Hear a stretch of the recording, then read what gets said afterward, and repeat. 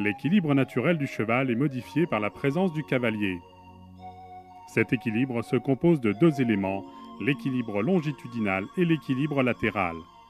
L'équilibre longitudinal est défini par la répartition du poids entre l'avant-main et l'arrière-main. À l'état naturel, le cheval est dans une attitude d'équilibre sur les épaules, c'est-à-dire que le poids se répartit plus sur les antérieurs que sur les postérieurs.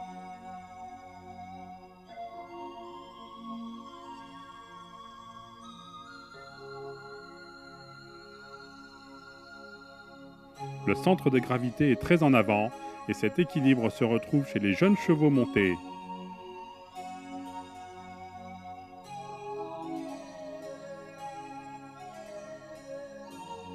Dans l'équilibre horizontal, le poids est également réparti entre les antérieurs et les postérieurs.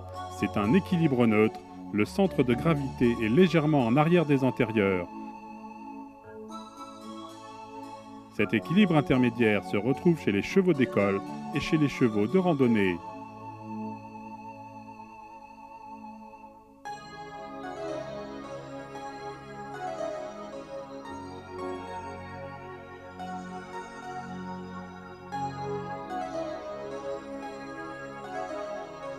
L'équilibre sur les hanches voit le poids se répartir davantage sur les postérieurs que sur les antérieurs. Ceux-ci prennent davantage de poids en venant sous la masse. Cet équilibre s'exprime dans le rassemblé et à l'abord de l'obstacle. L'équilibre latéral est défini par la répartition de poids entre le latéral droit et le latéral gauche et la place du centre de gravité. Dans l'équilibre neutre, le poids est réparti de façon symétrique sur les deux bipèdes latéraux, mais le poids peut être reporté sur le bipède latéral gauche ou sur le bipède latéral droit.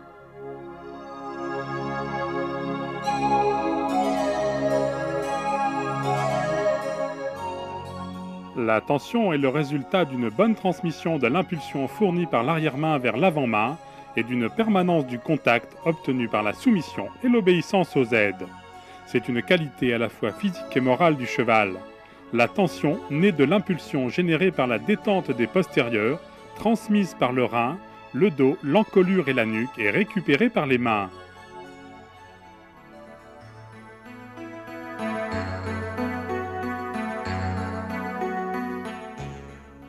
La stabilité, c'est-à-dire l'absence d'agitation de la tête et de l'encolure, est obtenue au maximum chez le cheval tendu. Le cheval est sur la main lorsqu'il accepte et conserve la relation avec la main de son cavalier. Le cheval est comme posé sur la main, sa tête est fixe, l'encolure soutenue sans raideur, le bord supérieur légèrement arrondi, la nuque est généralement le point le plus haut, le chanfrein est en avant de la verticale.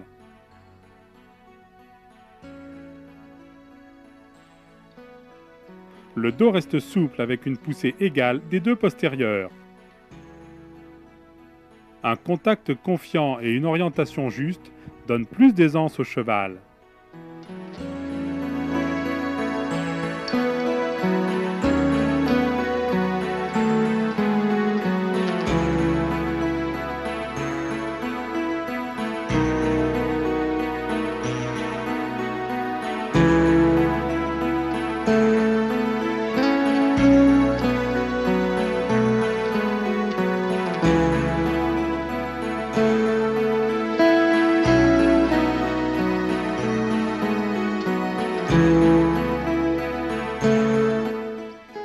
Le pli est une inflexion latérale légère au niveau de la nuque, l'encolure restant presque droite, les deux oreilles à la même hauteur. Le cavalier n'aperçoit que l'arcade sourcilière de sa monture.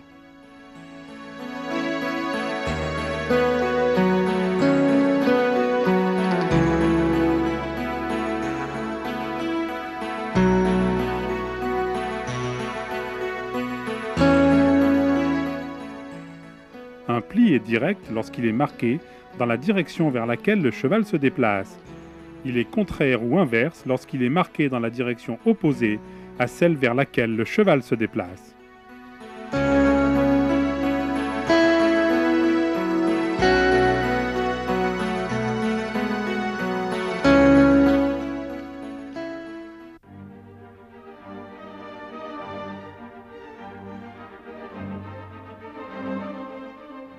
Le cavalier installe son cheval dans un équilibre plutôt sur les épaules afin de pouvoir faciliter la mise en tension de sa ligne du dessus. Pour arriver à ce résultat, il effectue un exercice assez classique appelé la volte renversée, en utilisant les aides de l'incurvation pour faire un cercle relativement petit avec les épaules. La jambe droite est serrée à la sangle de façon à ce que le cheval puisse céder à la jambe en calant le pas jusqu'à ce qu'il soit demandeur d'une descente d'encolure. Lorsque ce résultat est atteint, le cavalier peut repartir sur une ligne droite.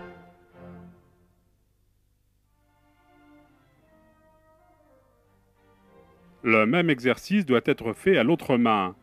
Le cercle petit sur les épaules est resserré progressivement en calant bien sur la reine extérieure, dans ce cas la reine droite.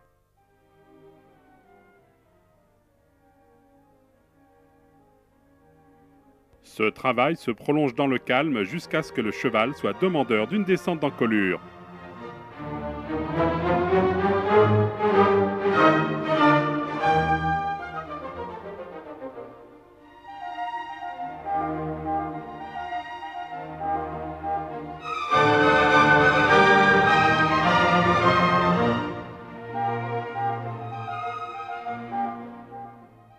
Dans le cas où l'un des côtés est plus difficile que l'autre, le pratiquer régulièrement pour convaincre le cheval, mais revenir un peu plus souvent au côté le plus facile pour qu'il en garde un meilleur souvenir.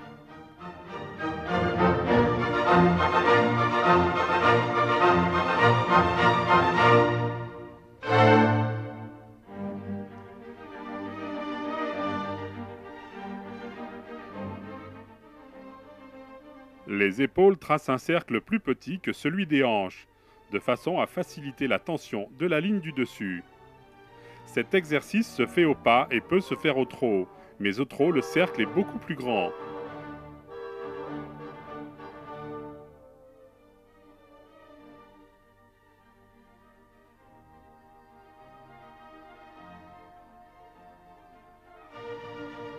Commencez le travail au trot par le côté le plus facile, puis alternez à main gauche et à main droite. Le cavalier régule le contact sur la bouche en fermant les doigts et en les ouvrant alternativement. Dans ce type d'exercice, le cavalier ne se contente pas des actions de reine, mais il cherche à tourner le buste dans la direction souhaitée, c'est-à-dire dans le sens du cercle.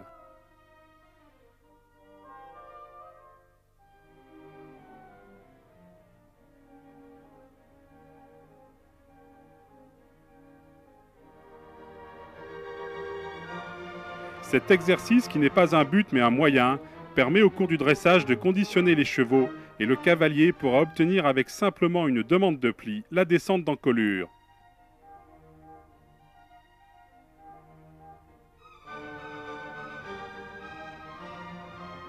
Ce travail, fondamental pour la ligne du dessus, peut être effectué avec quasiment tous les chevaux, sauf ceux qui souffrent des antérieurs ou qui sont naturellement fortement sur les épaules.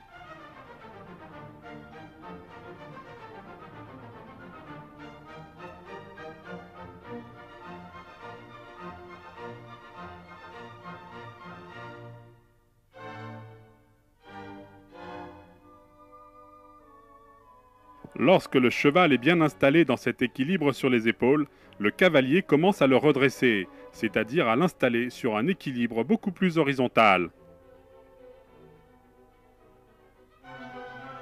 L'encolure se redresse et les postérieurs s'engagent davantage. Le cavalier effectue des contre-épaules en dedans sur le cercle en les combinant avec des transitions dans l'allure. En début de séance, le cavalier demande régulièrement des descentes d'encolure afin de récompenser le cheval et de bien prendre le temps de l'installer correctement dans cet équilibre.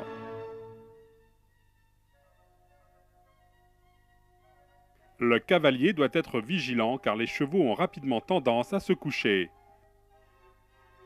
L'assiette est utilisée pour contrôler l'équilibre latéral qui en fait est beaucoup plus difficile à maîtriser.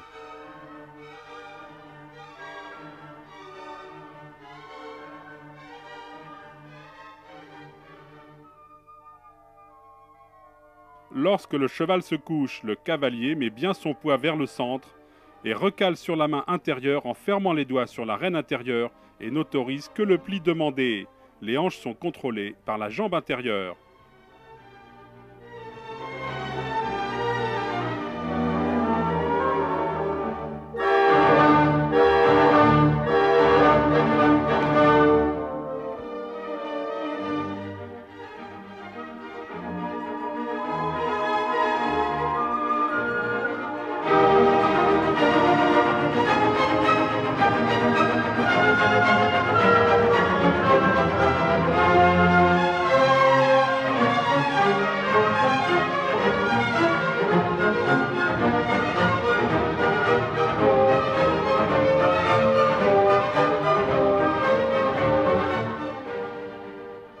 Le cavalier peut travailler les transitions d'allure en les rapprochant de plus en plus, de façon à obliger le cheval à s'engager davantage et à redresser son bout de devant. Le cheval change d'attitude et ne se tient plus à la main pendant les transitions.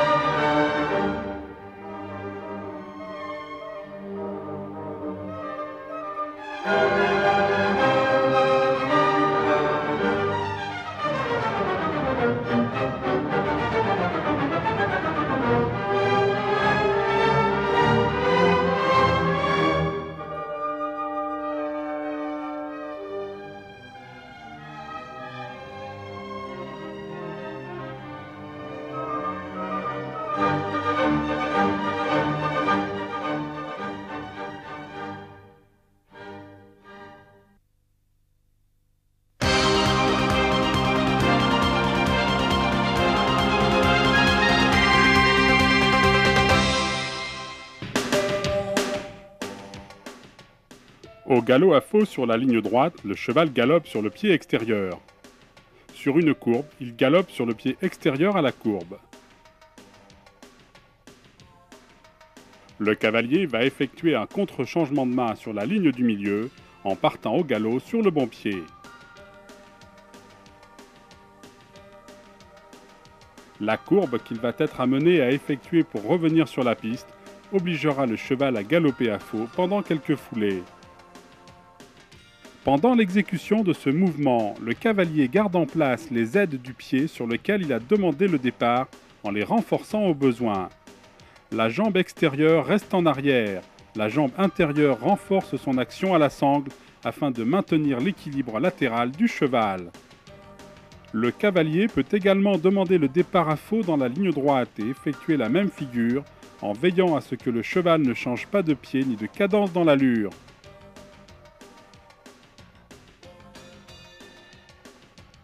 L'enchaînement de courbes larges et inversées au galop sur une serpentine à 2 boucles sans changer de pied est un exercice d'assouplissement pour le cheval que le cavalier aura soin d'accomplir en restant stable pour contrôler les épaules et les hanches du cheval et en décalant bien ses aides.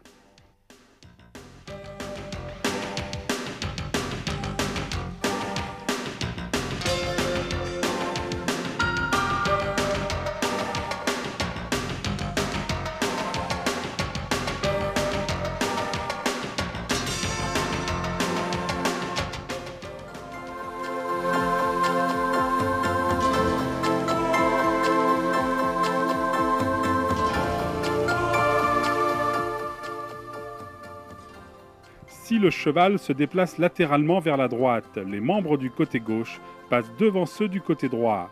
Il cède à l'action de la jambe gauche en se déplaçant vers la droite. Le cheval doit aborder la cession à la jambe en étant tendu sur la main et dans l'impulsion.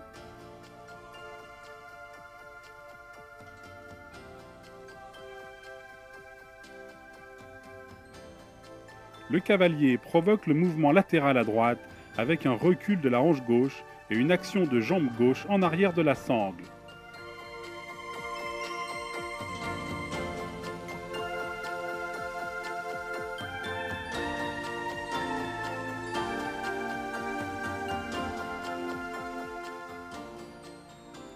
La mise en place d'une barre au sol au début du mouvement peut faciliter l'exercice en matérialisant la diagonale à suivre, le cheval restant le plus possible parallèle au grand côté du manège. L'impulsion est maintenue ainsi que la cadence de l'allure tout au long du mouvement.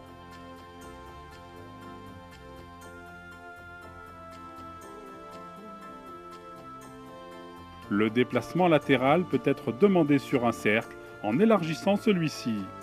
Dans ce cas, le cheval incurve son rachis et se déplace du côté convexe en conservant l'incurvation, les antérieurs et les postérieurs sur des pistes différentes.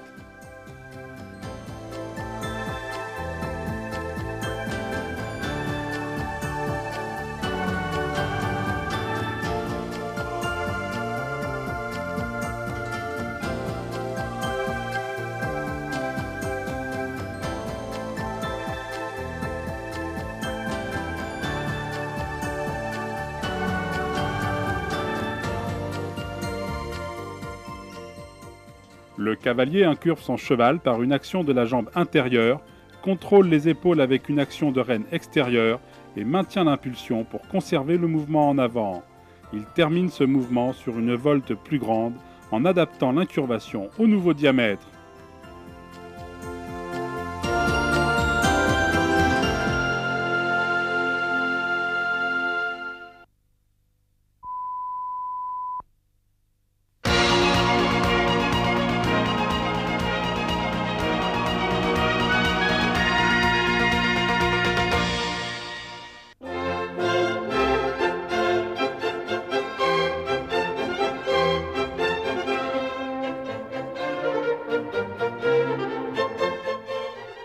La bride est un harnachement qui compte 2 morts et 4 rênes, un mort de filet et un mort de bride complété par une gourmette. La bride a un effet puissant qui demande une main précise et fine, ainsi que la permanence de l'impulsion.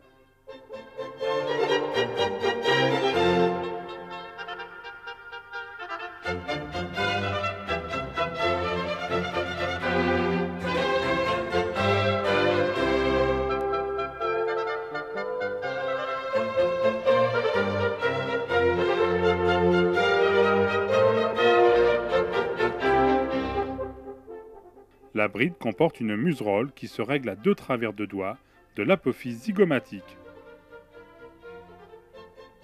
La gourmette doit être sur son plat à la hauteur de la barbe. Elle doit être ajustée de façon à ce que lorsque les rênes sont tendues, l'angle formé par les branches du mors et la ligne de la bouche n'excède pas 45 degrés.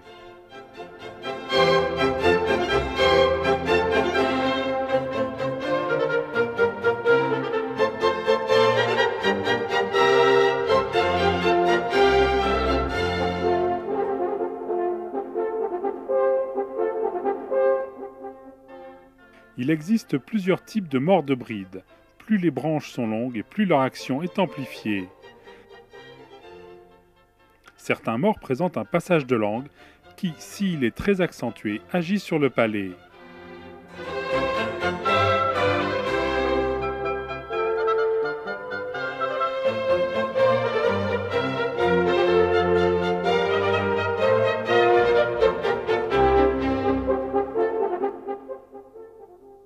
Le filet agit sur la bouche près de la commissure des lèvres et permet un contact franc. L'action de main est transmise dans l'axe des rênes.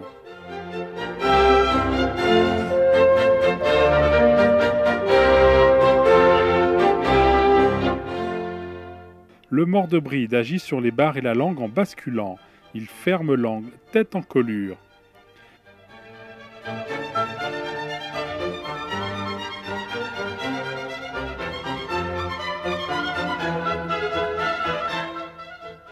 Les rênes de filet sont légèrement plus tendues que les rênes de bride et le contact doit permettre au cheval de mâcher son mors et de rester décontracté.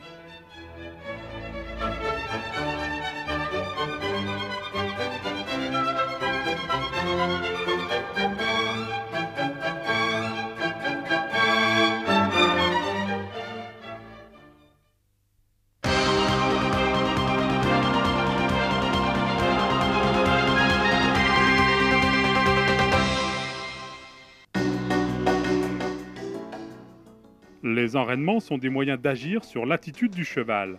Leur action est efficace et ils ne doivent en aucun cas être utilisés pour se substituer aux aides du cavalier. Les enraînements peuvent apporter une aide pour stabiliser le cheval dans une attitude précise ou pour faciliter le travail gymnastique. Les enraînements interviennent principalement sur l'orientation de l'encolure et l'angle de fermeture tête-encolure en servant de limite. Lorsque cette limite est dépassée, l'enraînement agit. Quel que soit l'enraînement utilisé, il faut toujours détendre et échauffer le cheval avant de le mettre en action et ne pas oublier que le travail doit avoir lieu dans des proportions identiques aux deux mains. Les rênes fixes se fixent à la sangle, à l'interarse ou à la hauteur des mollets du cavalier. Les rênes fixes peuvent être utilisées pour échauffer le cheval avant une séance de travail. Leur réglage doit se faire graduellement. Contrairement aux autres enraînements, l'utilisation des rênes fixes impose au cheval de se poser sur les rênes.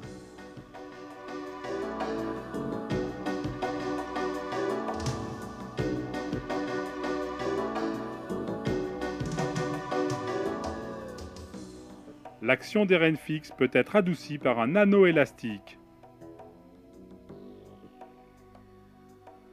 Lorsque le cheval est longé à l'aide de rênes fixes, la rêne extérieure doit être plus longue que la rêne intérieure.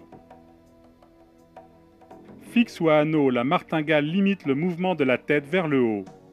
La martingale à anneau coulisse sur des rênes qui doivent être munies d'arrêtoirs afin d'éviter un risque de coincement avec le mors. Lorsque les rênes sont posées sur le garrot et tendues, la martingale doit être en limite supérieure de son débattement. Elle ne doit jamais casser la ligne des rênes. Les rênes coulissantes ou rênes allemandes ont un effet puissant et sont utilisées dans le travail monté ou dans le travail à pied. Dans le travail monté, elles sont tenues dans les mains du cavalier d'une part et fixées à la sangle à l'interarse ou à la hauteur des mollets d'autre part. Dès que le cheval cède, leur action doit céder également pour assurer au cheval un confort maximum dans la bouche.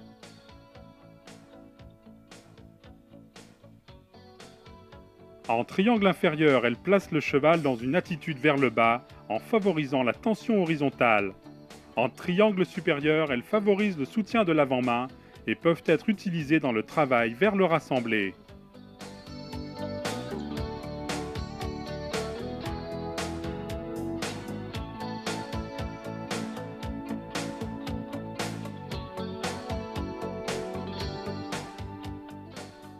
L'action des rênes allemandes est forte.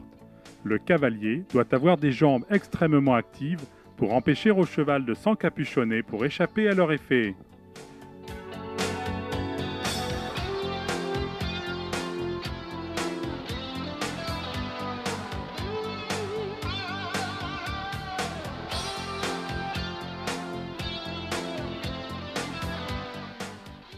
Le chambon est un enraînement délicat qui a pour effet d'orienter l'encolure du cheval vers le bas et loin devant.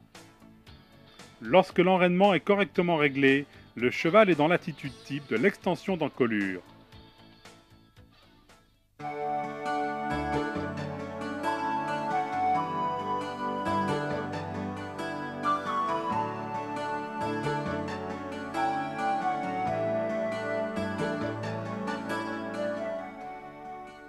Le chambon est exceptionnellement utilisé dans le travail monté et une séance ne doit pas se prolonger au-delà de 15 minutes.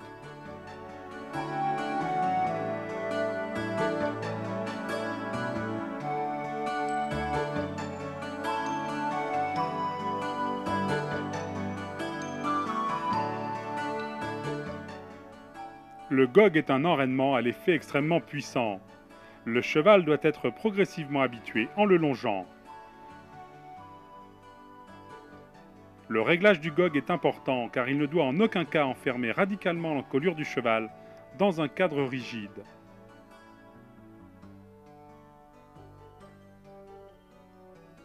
La cordelette doit coulisser librement dans l'anneau du mors en passant de l'extérieur de celui-ci vers l'intérieur.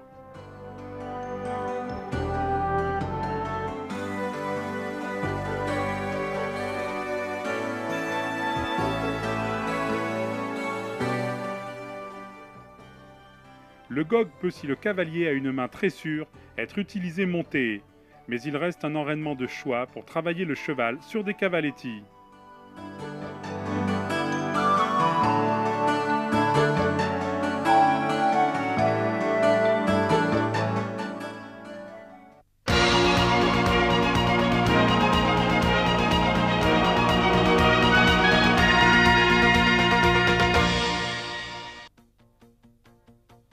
Le cavalier étant stable dans une attitude juste commence à contrôler l'équilibre de sa monture sur un parcours d'obstacles.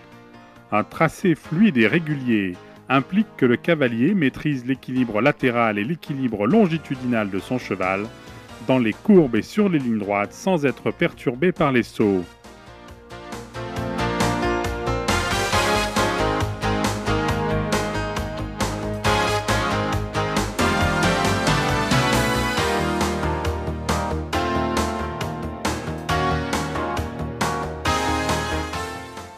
Sur le tracé, il peut rencontrer divers types d'obstacles.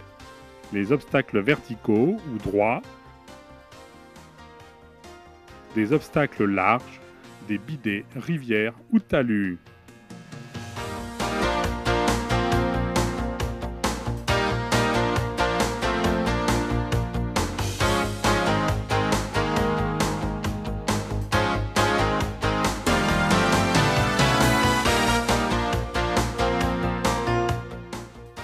Ces obstacles peuvent être isolés, en ligne ou en combinaison.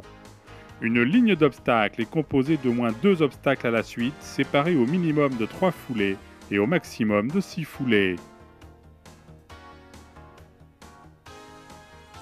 Une combinaison est un groupe de 2, 3 ou plusieurs obstacles en ligne, séparés entre eux d'une ou 2 foulées maximum.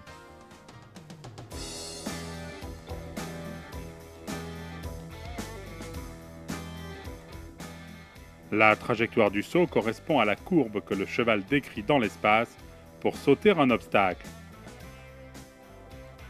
La trajectoire, qui est différente pour chaque catégorie d'obstacles, dépend de l'équilibre du couple cavalier-cheval, de la vitesse d'abord, conditionnée par le profil de l'obstacle, et de la nature du terrain.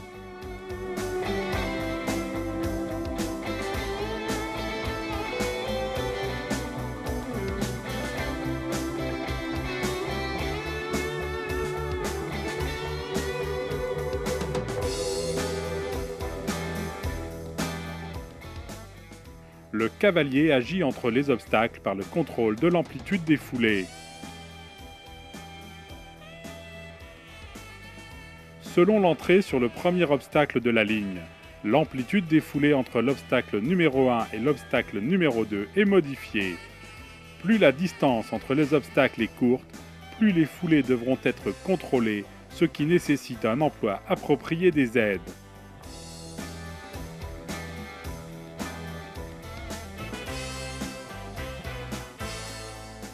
Pour augmenter l'amplitude des foulées, le cavalier agit avec les 2 jambes et conserve l'équilibre de son cheval par l'inclinaison du haut de son corps vers l'arrière.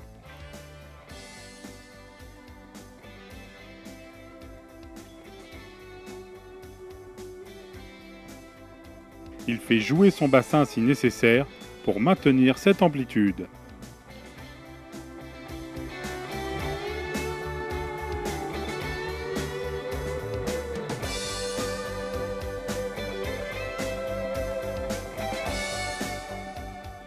Pour diminuer l'amplitude des foulées, le cavalier freine avec ses épaules par la rigidité du haut de son dos, dans une attitude verticale en agissant si besoin est avec ses mains. Dans tous les cas, le cavalier maintient l'impulsion avec des jambes vigilantes, conserve la direction en canalisant son cheval dans le couloir de ses aides et n'hésite pas à utiliser les aides vocales. Oh, oh, là.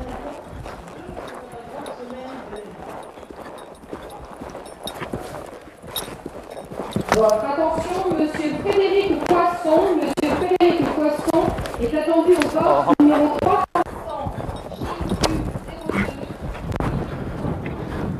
Oh, là. Oh.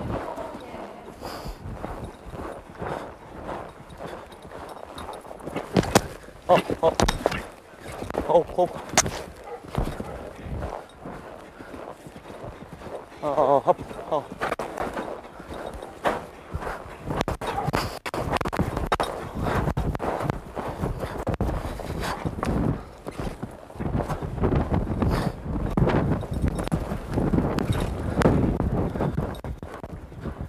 Oh, hop.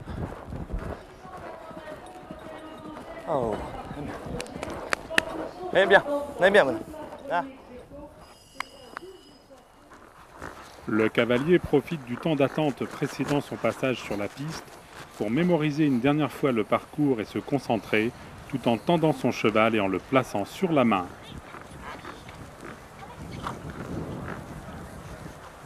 Allez, allez.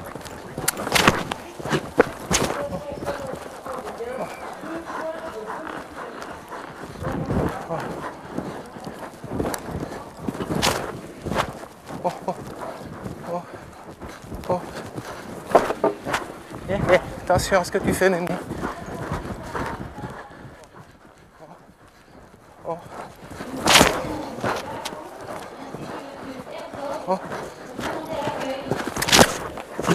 Oh, oh, oh, là, là.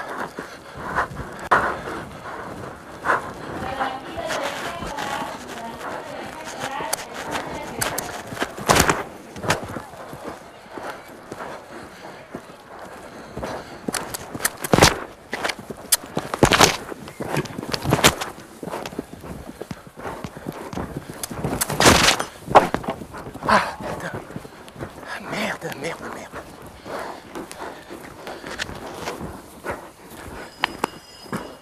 Oh là, c'est bien quand même.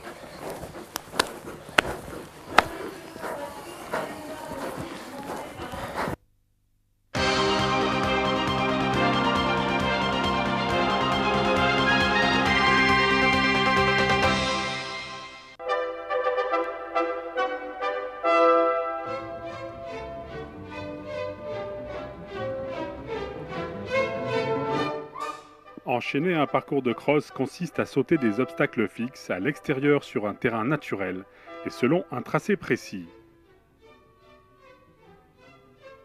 La difficulté d'un parcours de cross dépend de la distance, du relief et de la nature du terrain, de la vitesse demandée, de la hauteur des obstacles, de leur profil et de leur aspect, ainsi que de leur disposition par rapport au terrain. Pour réaliser un parcours de cross, le cavalier doit maîtriser son propre équilibre, l'équilibre de sa monture, le mouvement en avant et la direction, tout en conservant une vitesse soutenue. L'équilibre du cavalier doit lui permettre de réagir en toutes circonstances.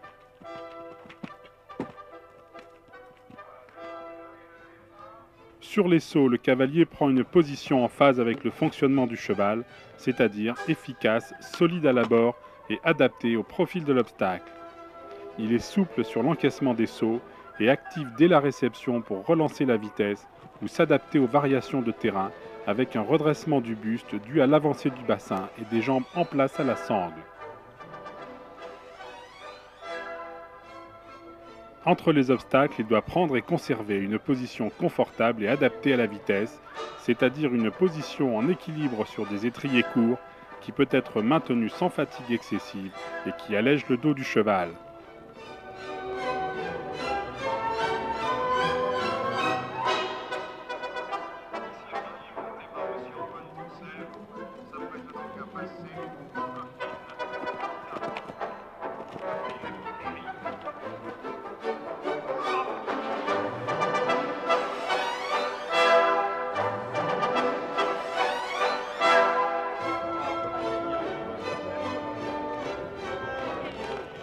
En descente, il est indispensable d'adopter une position stable pour intervenir sur l'équilibre de sa monture, en redressant légèrement le buste et en gardant le contact avec la bouche.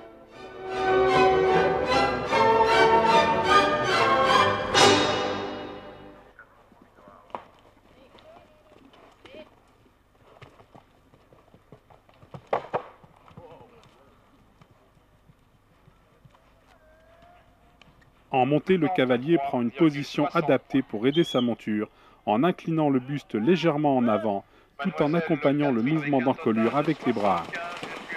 Cette attitude permet l'activité de l'arrière-main en dégageant les fesses de la selle.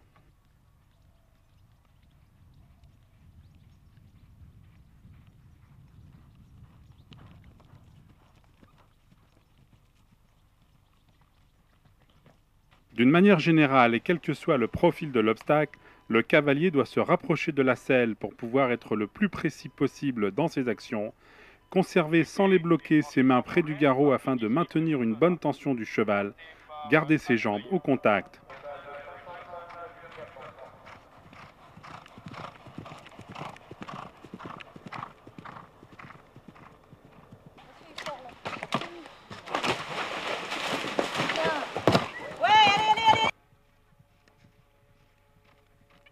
Les obstacles de crosse peuvent être disposés de façon isolée en combinaison ou en obstacles composés de plusieurs éléments.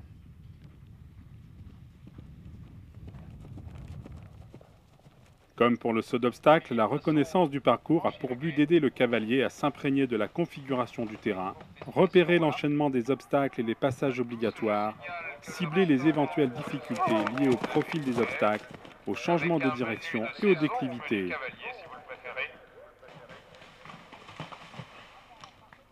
Il pourra ainsi gérer la vitesse en fonction de la distance et du nombre de sauts et combiner un tracé idéal en fonction des aptitudes de son cheval.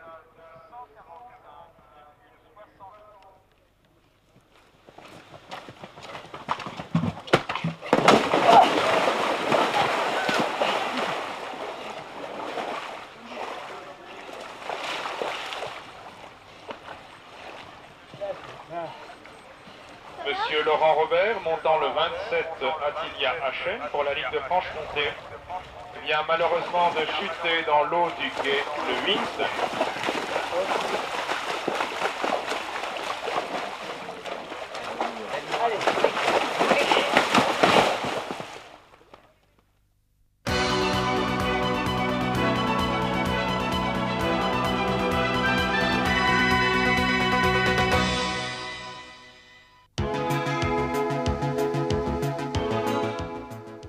Pour présenter un cheval qui ait un aspect soigné, celui-ci doit être toiletté.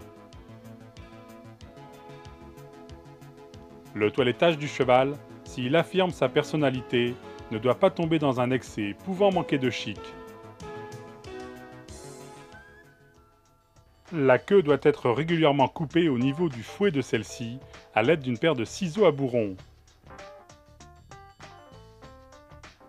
On l'égalise généralement à une main sous le jarret.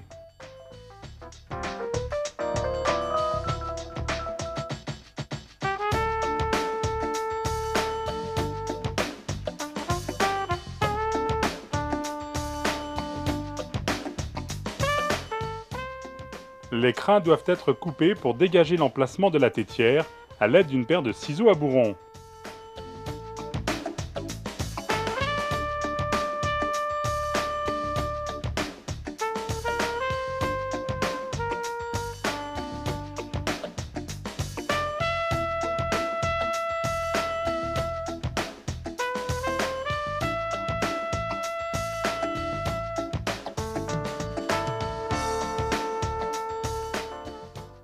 La crinière peut être nattée.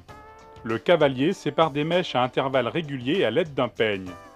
Puis il natte chacune d'elles en la faisant tenir par un élastique à son extrémité avant de la plier en deux pour réaliser une petite natte.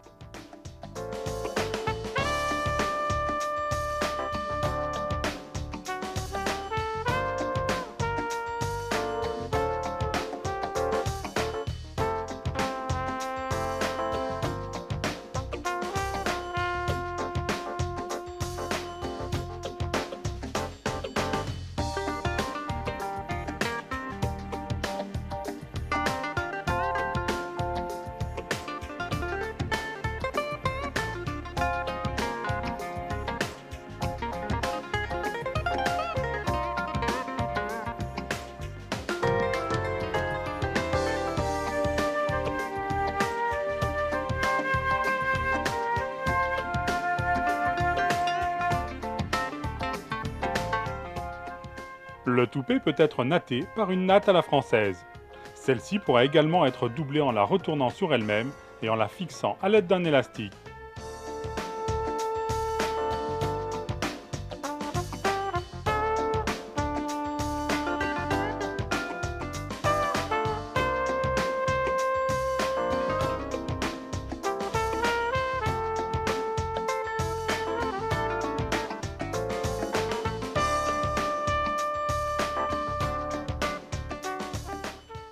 La queue peut être tressée en utilisant la technique des nattes africaines.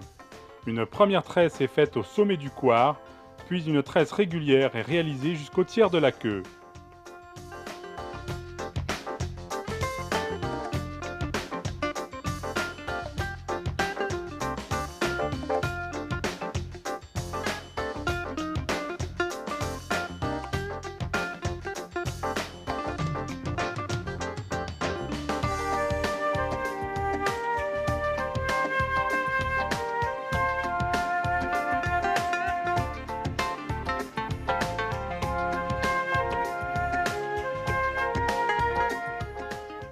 Une mèche est séparée dans la partie supérieure des crins libres et tressée jusqu'à son extrémité qui sera fixée par un élastique.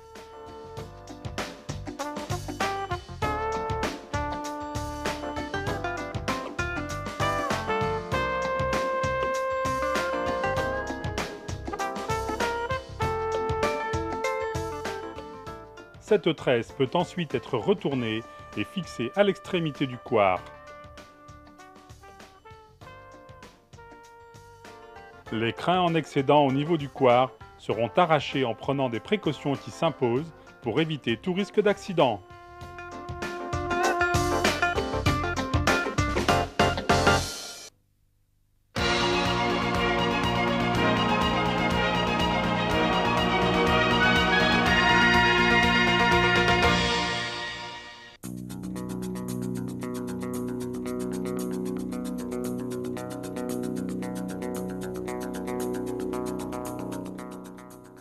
Pour entretenir régulièrement les cuirs d'une bride, le cavalier doit savoir la démonter entièrement et la remonter. Pour démonter une bride, il faut défaire chaque boucle en repérant les différentes parties.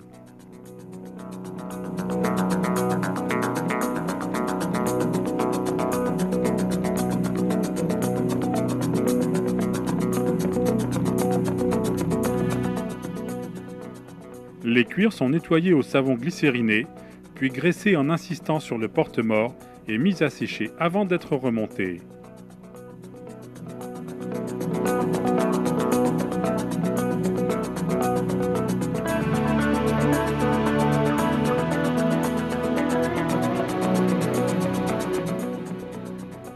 Le remontage s'effectue dans l'ordre suivant.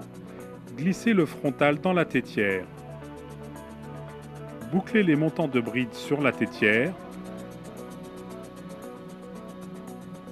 Glisser le montant de filet le plus long sous la tétière en vérifiant que la boucle d'attache de l'autre montant est bien à gauche.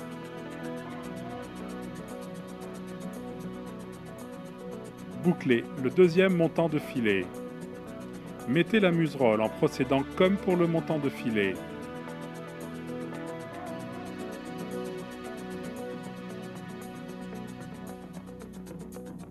Posez le mort de filet en attachant les rênes, puis le montant de bride avec ses rênes et vérifiez que l'ensemble est correctement monté.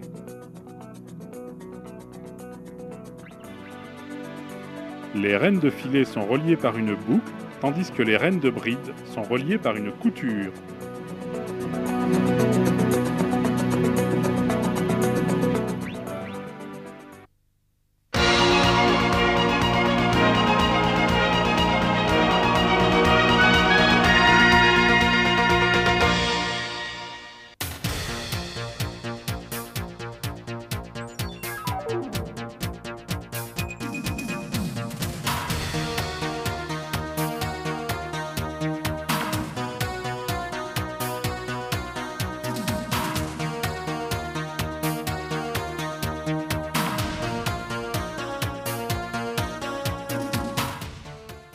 Embarquer un cheval nécessite des règles de sécurité et dépend du comportement de l'animal. Avant d'embarquer le cheval, il est nécessaire de l'équiper de protection de transport.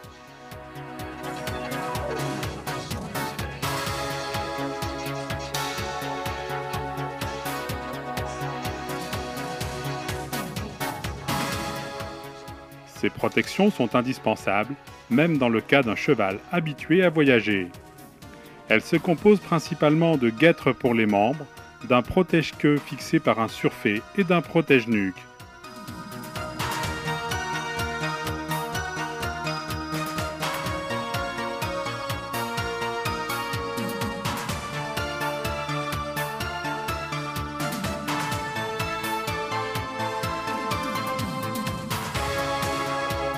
Les guêtres protégeant les membres doivent être posées avec beaucoup de soin et ne jamais être trop serrées pour éviter le risque de compression des tendons. Les attaches de velcro doivent être situées à l'extérieur du membre.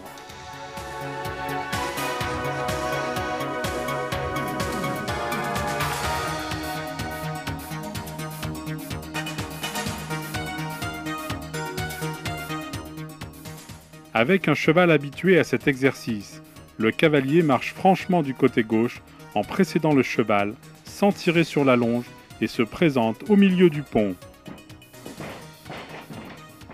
Dans le cas d'un cheval difficile, ne pas l'embarquer seul et se faire aider en prenant les précautions d'usage. À la descente, précédez le cheval en restant à son côté afin de ne pas être bousculé s'il saute.